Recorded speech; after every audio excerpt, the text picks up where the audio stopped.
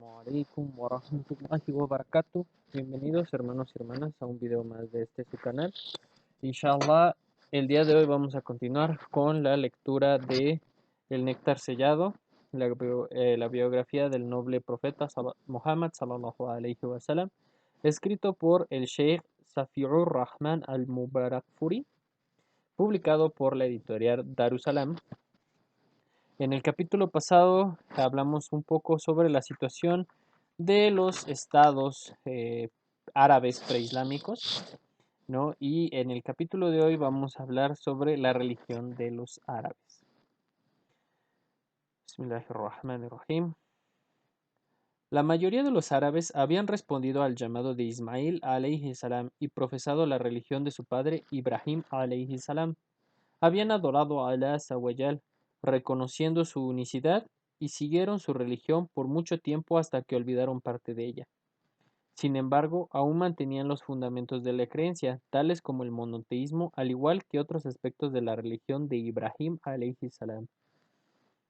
Esto continuó hasta que uno de los jefes de Yuza'a, llamado Amer ibn Luhay, quien tenía fama por su piedad, generosidad, reverencia y esmero en la religión, gozando de un incondicional amor y obediencia por parte de su tribu, regresaba de Siria, donde encontró gente adorando ídolos, un fenómeno que aprobó y creyó que era correcto debido a que Siria era el lugar de mensajeros y escrituras sagradas.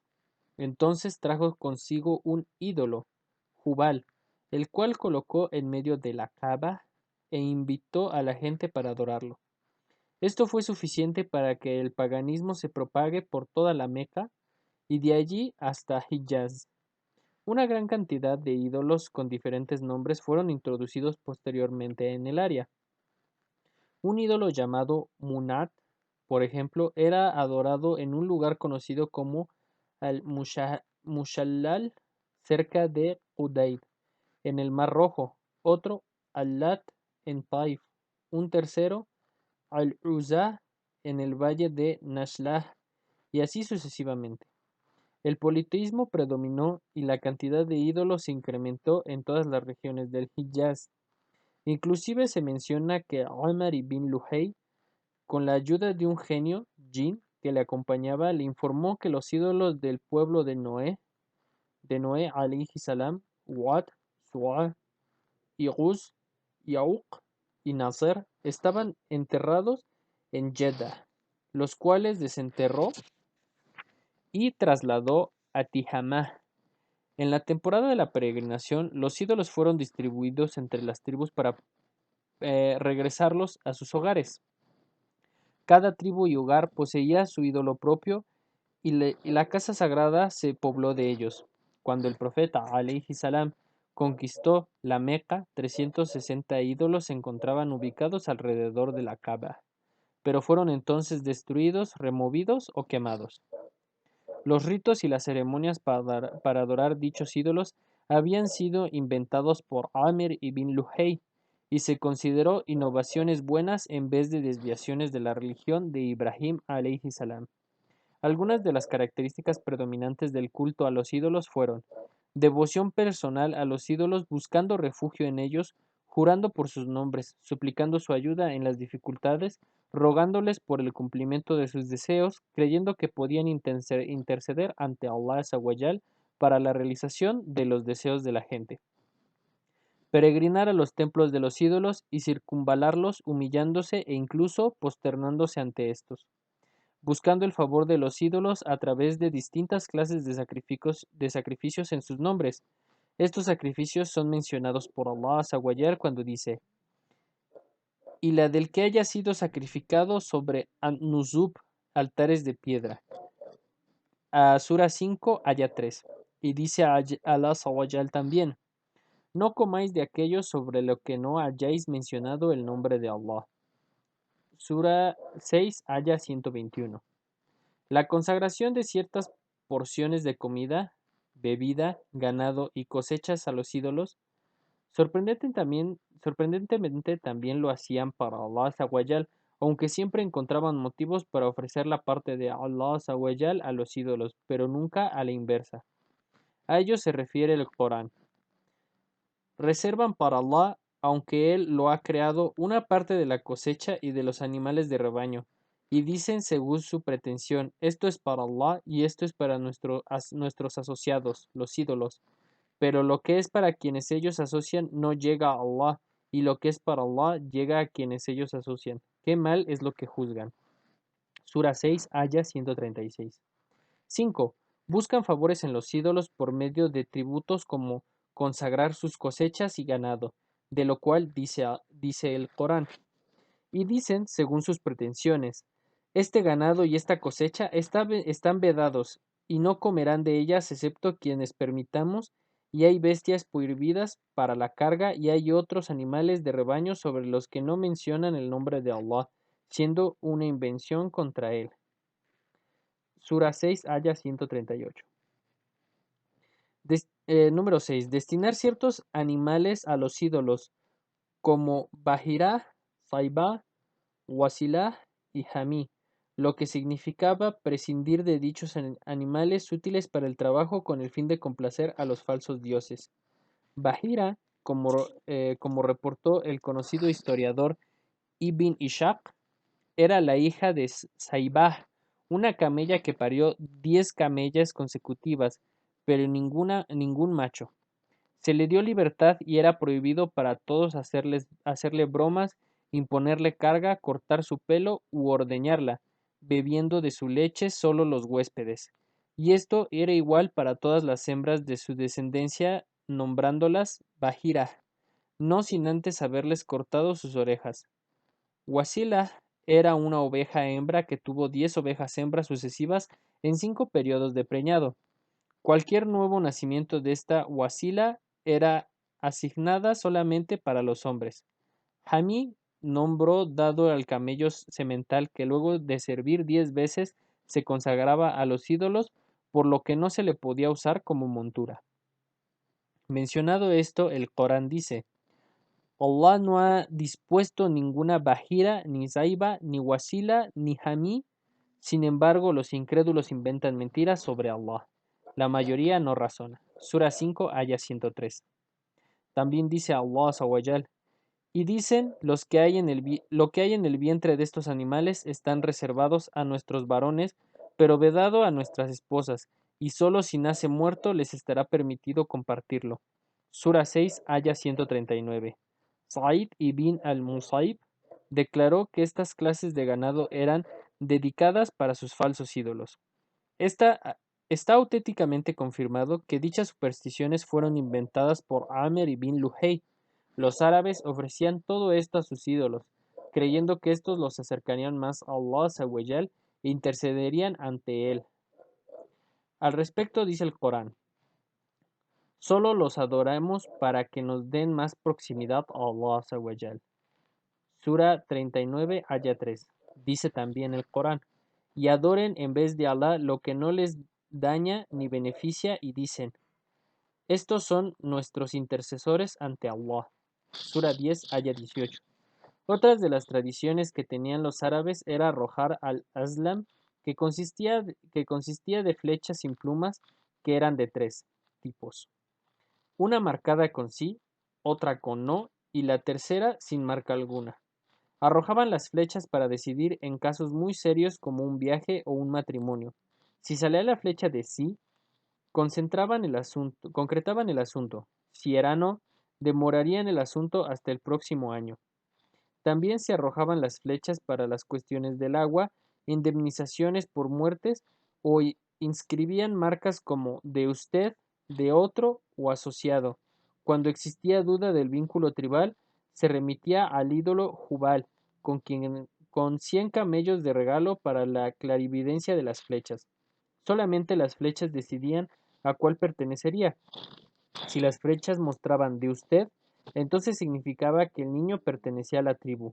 Si mostraban de otro, se le consideraba un aliado, pero si aparecía asociado, la persona retendría su posición, pero sin linaje o contrato de alianza. Esto era similar a los juegos de azar porque solían dividir la carne de los camellos que sacrificaban acorde a su tradición. Más aún, solían tener una gran convicción en las predicciones de los videntes, adivinos y astrólogos. Un vidente solía comerciar con sus predicciones sobre el futuro y se proclamaba conocedor de secretos y decía tener genios subordinados que le informaban. Los adivinos aseguraban poder descubrir lo desconocido por medio de grandes poderes, mientras que otros se adjudicaban dicho conocimiento por medio de procesos inductivos causa-efecto que los conducía a encontrar mercancías robadas, escondites de ladrones, animales extraviados y demás. El astrólogo pertenecía a una tercera categoría que solía observar las estrellas calculando sus movimientos y órbitas, con lo cual pronosticaría el futuro. Tener convicción en lo que precedían los astrólogos significaba creer en las estrellas. Entonces, parte de la creencia en la astrología era tener fe en las posiciones de ciertas estrellas. Dirían, ha llovido gracias a la posición de tal estrella. La creencia en las predicciones del futuro era común entre los árabes. Algunos días, meses y animales eran considerados de mal agüero. También creían que el alma de una persona asesinada volaba en una tierra desolada y que no descendería hasta que se le vengue. Predominaban las supersticiones. Si un animal o pájaro cuando se le soltaba giraba hacia la derecha ante un asunto que iba a emprender, era considerado como un buen agüero. De lo contrario, se tornaba pesimista y se abstenía de concretar dicho asunto. La gente de la época preislámica, aunque creía en las supersticiones, todavía mantenía algunas de las enseñanzas de la tradición de Ibrahim alayhi salam, tales como la devoción para la Kaaba, circunvalarla, realizar la peregrinación, permanecer en Arafah y ofrecerle sacrificios. Todo esto era realizado a pesar de algunas innovaciones que adulteraban su carácter sagrado. Los Qurayshíes eran los descendientes de Ibrahim alayhi salam, los custodios de la Kaaba, los habitantes de la Meca. Ningún árabe, además de ellos, tenía su mismo rango y categoría ni sus mismos derechos. Por esta razón se conocían como al-Hums y se abstenían de ir a Arafah con la multitud durante el peregrinaje anual. En vez de eso, paraban momentáneamente en Muzdalifa. Por esa razón se reveló la siguiente versículo: Salid al llano por donde lo hacen todos. Sura 2, aya 199. Otra herejía profundamente establecida en su tradición social: beberían, no beberían yogurt, ni cocinarían grasas, ni entrarían a una carpa hecha con piel de camello, ni buscarían sombra sino en una casa con ladrillos de adobe durante el estado de Ihram, el estado sagrado del peregrino. También, debido a una mala interpretación, privan a los peregrinos que no eran de la Meca el acceso a la comida que traían cuando querían hacer la peregrinación o la peregrinación menor. Ordenaban a los peregrinos que no eran de la Meca circunvalar la Kaaba con túnicas de al-Hums únicamente, y si no las conseguían, los hombres tenían que realizarlas desnudos y las mujeres con unos cuantos harapos para ocultar sus entrepiernas. Allah Azawayal dice al respecto: Hijos de Adán, poneos vuestras mejores y más puras vestidos en cada lugar de oración, y para circunvalar la Kaaba. Sura 7, aya 31. Si los hombres y las mujeres eran lo bastante nobles para circunvalar la Kaaba, con sus vestimentas tenían que despojarse de ellas luego de circunvalarla. Cuando los habitantes de la Meca se encontraban en estado de consagración para la peregrinación, no ingresaban a sus hogares por las puertas de entrada, sino que lo hacían por agujeros que realizaban en la pared trasera de la casa. Solían considerarlo como acto de piedad y de temor a Dios. Esta práctica fue prohibida por el Corán. La piedad no consiste en que entréis a vuestras casas por detrás, sino que la piedad consiste en que temáis a Allah. Entonces entrad en vuestros hogares por la puerta y temed a Allah para que podáis tener éxito. Sura 2, aya 189. Así era la vida religiosa en Arabia: politeísmo, idolatría y superstición. El judaísmo, el cristianismo, los magos zoroastrianos y el sabaísmo, sin embargo, encontraban libertad y tolerancia en Arabia. La emigración de los judíos de Palestina a Arabia tuvo dos etapas. Primero, como resultado de la presión a la cual fueron expuestos, la destrucción de sus templos, y como consecuencia de la esclavitud y expulsión hacia Babilonia. a manos del rey Nabucodonosor. En el año 587 a.C., algunos judíos abandonaron Palestina para establecerse en el norte de Hiyaz. La segunda etapa comenzó con la ocupación romana de Palestina bajo el general romano Tito en el 70 después de Cristo. Como resultado de esto, hubo una gran ola emigratoria por parte de los judíos al Hiyaz, Yazrib, Jaibar y Taima. Aquí hicieron proselitismo con diversas tribus, construyeron fuertes y castillos y habitaron en villas. El judaísmo jugó un rol importante en la vida política preislámica. Cuando el Islam apareció en aquellos lugares y ya existían famosas tribus judías, Jaibar, al-Mustaliq, al-Nadir, Qurayza y Qainuqah. El judaísmo ingresó en el Yemen con una persona llamada Asad Abu Qarb. Había ido a pelear a Yazrib, donde abrazó el judaísmo, regresando junto con dos rabinos de Banu Qurayza para adoctrinar a la gente del Yemen en esta nueva religión. El judaísmo encontró suelo fértil para propagarse y ganar adeptos. Después de la muerte de As'ad, su hijo Yusuf Dunaus tomó el poder, atacó a la comunidad cristiana en Nishran y les ordenó adoptar el judaísmo. Cuando rechazaron a hacerlo, ordenó que los arrojaran a todos indiscriminadamente a una fosa para incinerarlos. Estimaciones dicen que entre 20 y 40.000 cristianos fueron asesinados en esa masacre. Esto ocurrió en octubre del año 523 después de Cristo. El Corán relata que parte de esta historia en la Sura al-Buruj, lo cual hemos mencionado anteriormente. El cristianismo hizo su primera aparición en Arabia con la entrada de los abisinios etíopes y el colonialismo romano en la región. La presencia abisinia comenzó en el 340 después de Cristo y terminó en el 378 después de Cristo. Con ella, el cristianismo ingresó en el Yemen. Aproximadamente en esa época, un misionero cristiano de nombre Fimión, famoso por su conducta ascética y hechos milagrosos, se había infiltrado en Nashran.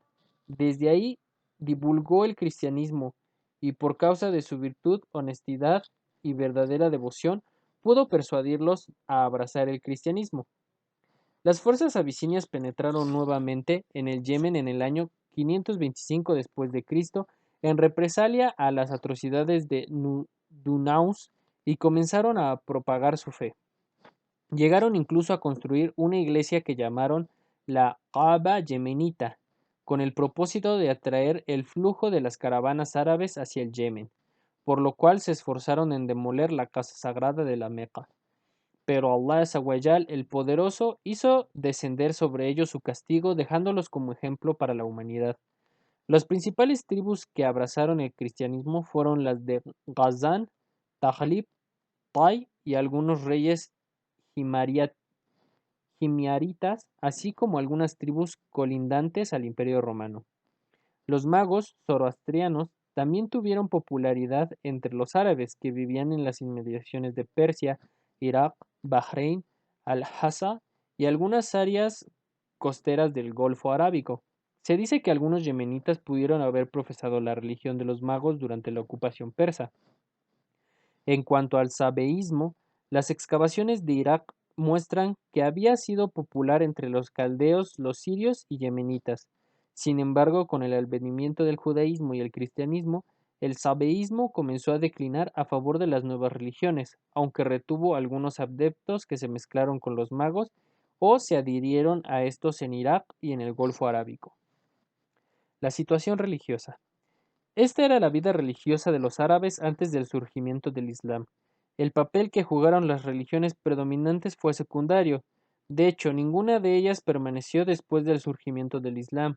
Los politeístas que falsificaron la doctrina de Ibrahim alayhi salam se mantuvieron inmersos en la ignorancia y el paganismo, desarrollando creencias supersticiosas que dejaron un serio impacto en la vida religiosa y sociopolítica en toda Arabia. El judaísmo se volvió destetablemente hipócrita con respecto a la autoridad.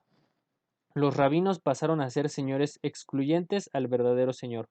Estuvieron involucrados en prácticas dictatoriales, sometiendo a la gente y llamando a sus subordinados a rendir cuentas con la más mínima palabra o manifestación de ideología propia.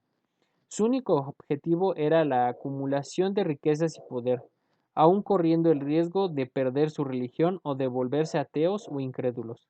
El cristianismo, de igual modo, abrió sus puertas al politeísmo y halló mucha dificultad en mantener la esencia celestial de su mensaje. Como práctica religiosa, desarrolló una peculiar mezcla de legislación humana con divina. Sin embargo, no tuvo éxito entre los árabes que lo profesaban, simplemente porque era ajeno a su modo de vida y no tenía la menor relación con su vida práctica. Los adeptos a otras religiones eran en general politeístas con respecto a sus dogmas, costumbres y tradiciones. Hasta aquí queda este capítulo, hermanos y hermanas, y podemos aprender muchas lecciones de él. Podemos ver que la situación de la Arabia preislámica no es diferente a la de hoy en día en muchos países, sobre todo en Latinoamérica y en México, ¿no? Podemos ver cómo el politeísmo profesa a grandes rasgos en nuestros países, cómo la gente adora ídolos en lugar de Alá subhanahu wa ta'ala, los cargan y peregrinan a diferentes templos que ni siquiera representan a Dios realmente, ¿no? Que están destinados justamente a estos ídolos, a las basílicas, a los templos. Por el otro lado, vemos al judaísmo, que sigue siendo excluyente, que sigue siendo clasista y que, a pesar de que puede decirse hoy en día algunas sectas de este están abiertas a aceptar nuevos miembros y atraer gente a su religión, lo vuelven un negocio, ¿no? Donde estas personas que están interesadas en abrazar el judaísmo tienen que pagar un precio por su fe. Y por último, el cristianismo, ¿no? El cristianismo, como dice al final el Sheikh, eh, se ha abierto demasiado al politeísmo, ¿no? Realmente no hay ninguna diferencia entre una persona que cree en un santo que no es canónico de la iglesia a una persona que sí cree en un santo que es canónico de la iglesia. Se dedican más bien a adorar la magia, la superstición y estos ídolos que a Allah subhanahu wa ta'ala, que a Dios único creador de todo. Inshallah que esto nos sirva para reflexionar y aprender más de nuestra religión. Assalamu alaikum wa rahmatullahi wa barakatuh.